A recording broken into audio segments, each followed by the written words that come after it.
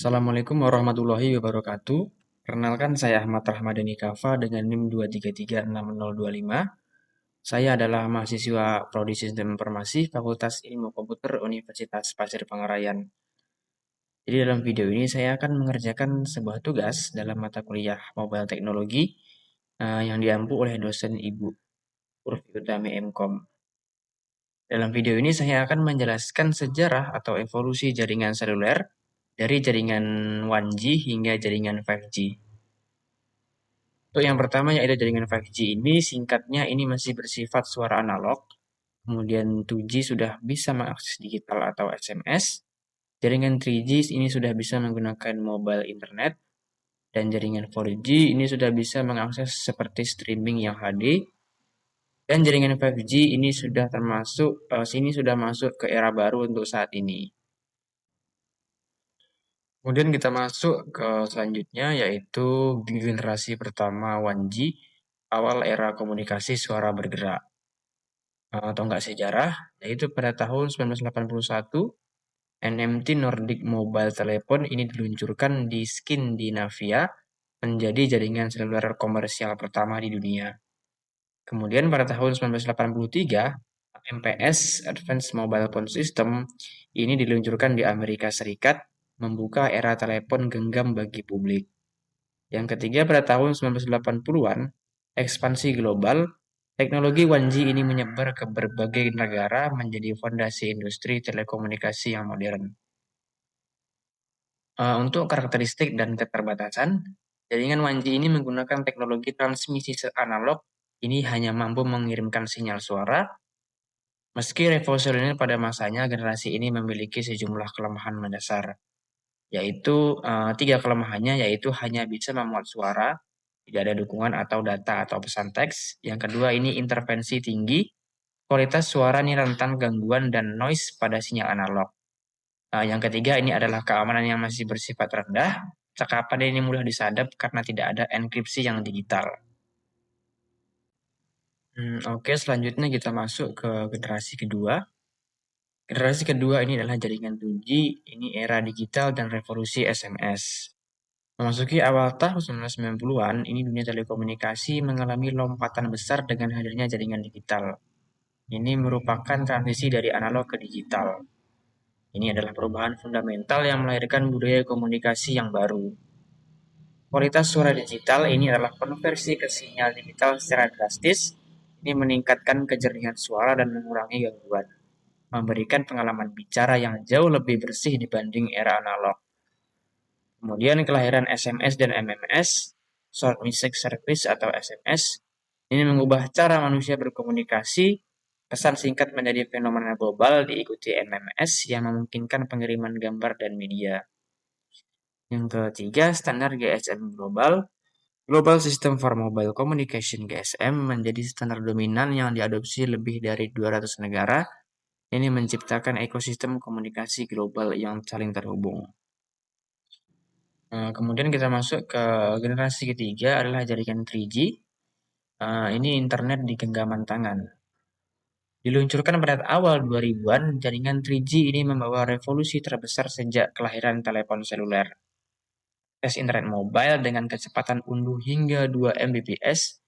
Jadi ini pengguna kini bisa menjelajahi web, mengirim email berformat, hingga melakukan video call dari mana saja. Nah, dampaknya pada gaya hidup ini pada era 3G ini melahirkan generasi smartphone pertama, yaitu seperti peluncuran iPhone pada tahun 2007 dan Android pada tahun 2008. Kemudian media sosial mobile ini platform seperti Facebook mulai diakses via ponsel pada era 3G ini.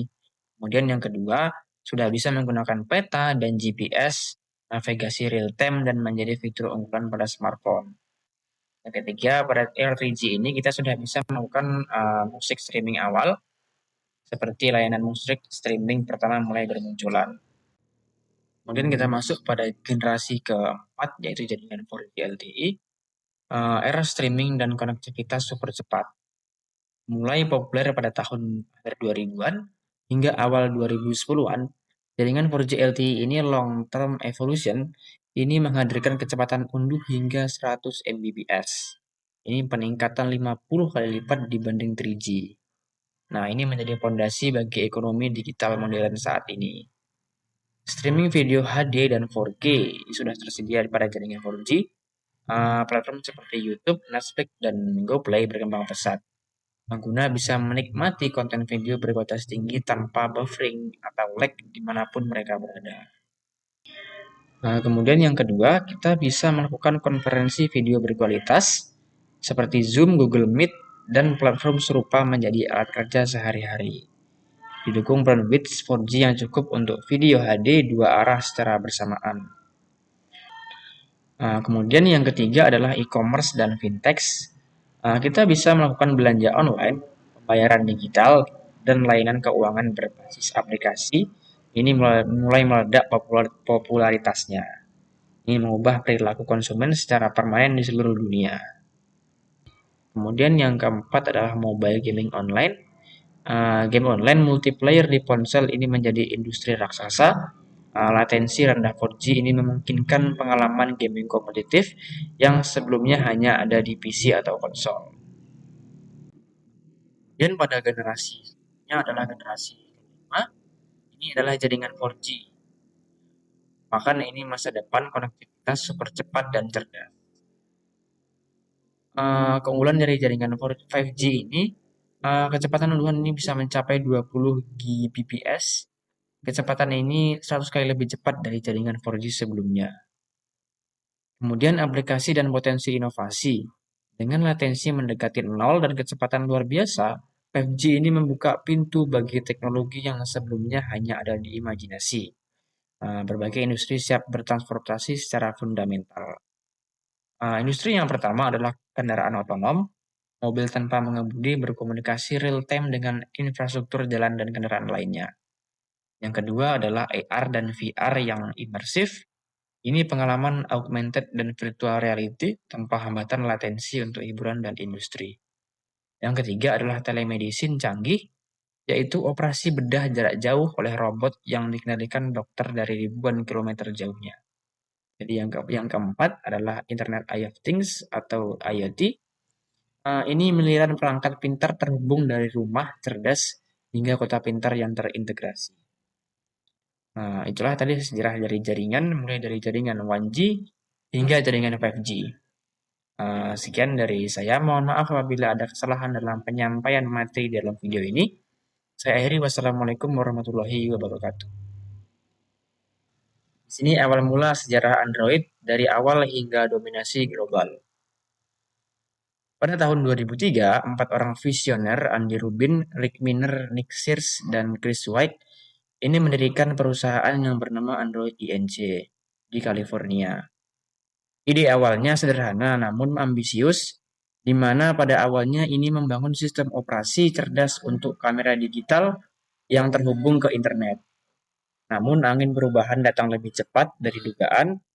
Melihat ledakan pasar smartphone, fokus mereka segera bergeser. Kemudian pada tahun 2005, Google mengakuisisi Android, sebuah langkah yang strategis yang mengubah segalanya.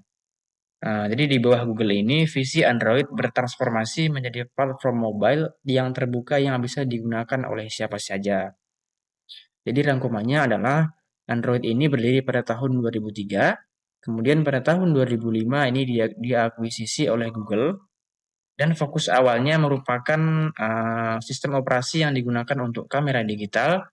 Kemudian pada saat ini fokus pada smartphone masa depan atau masa kini. Selanjutnya pada era awal peluncuran dan perangkat pertama. Pada tahun 2008 ini menjadi tonggak bersejarah. Android 1.0 resmi diluncurkan ke dunia.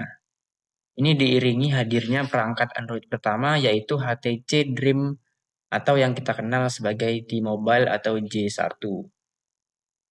HTC Dream T-Mobile J1 ini merupakan perangkat Android pertama di dunia yang dilengkapi oleh keyboard QWERTY fisik. Sederhana namun menjadi fondasi revolusi mobile pertama. Kemudian untuk fiturnya itu merupakan Google Service yang terintegrasi, di mana di dalamnya terdapat Gmail, Google Maps, dan YouTube hadir langsung sejak awal peluncuran pertama. Ini menjadikan Android ekosistem yang lengkap sejak hari pertama diluncurkan. Kemudian fitur yang kedua yaitu Android Market. Ini merupakan cikal bakal Google Play Store, tempat pengguna mengunduh aplikasi, sebuah konsep yang kemudian mengubah industri perangkat lunak global. Dan selanjutnya adalah evolusi cepat versi-versi ikonik dari Android itu. Dalam waktu singkat, Android tumbuh pesat dan pembaruan besar yang masing-masing membawa kualitas yang signifikan. Dan Android selanjutnya adalah Gingerbread 2.3. Ini lahir pada tahun 2010. Ini merupakan antarmuka yang lebih halus dan responsif. Popularitasnya pun Android mulai meroket di pasar global pada tahun 2010. Dan yang kedua adalah Android Ice Cream Sandwich 4.0. Ini lahir pada tahun 2011. Ini menyatukan pengalaman smartphone dan tablet dalam satu platform. Desain holo yang revolusioner memperkenalkan estetika yang modern. Kemudian KitKat 4.4 pada tahun 2013. Ini fokus pada optimalisasi kinerja. Android kini bisa berjalan mulus di perangkat dengan spesifikasi rendah sekalipun. Kemudian selanjutnya dominasi global dan inovasi berkelanjutan. Perjalanan menuju puncak ini pada tahun 2014. Ini Android resmi merilis Lollipop 5.0. Ini merupakan material desain lahir, visual modern, animasi fluid, dan konsistensi di seluruh perangkat Google. Ini sudah termasuk Android yang di era sekarang, di mana sudah mulai beralih ke sistem yang lebih canggih. Kemudian yang kedua adalah Marshmallow 6.0 pada tahun 2015. Ini adalah pembaruannya, mode doze, hemat baterai, dan sistem izin aplikasi yang lebih transparan dan aman. Kemudian Nougat hingga Android 13. Ini lebih canggih lagi, sudah bisa bermultitasking canggih, notifikasi pintar, privasi berlapis, dan personalisasi tanpa batas. Kemudian pada era ini, Android sudah menguasai lebih dari 72% pasar smartphone dunia hingga menjadikannya OS nomor 1 di dunia. Kemudian selanjutnya adalah Android hari ini dan masa depan. Android terus berevolusi melampaui sekedar smartphone, merambah tablet, TV, smartwatch, mobil, hingga perangkat rumah pintar. Kemudian pada tahun 2003, Android resmi merilis Android 14, di mana ini meningkatkan pada fitur keamanan dan privasi ditingkatkan secara drastis. Kontrol pengguna atas data pribadi menjadi lebih kuat dan transparan dari sebelumnya.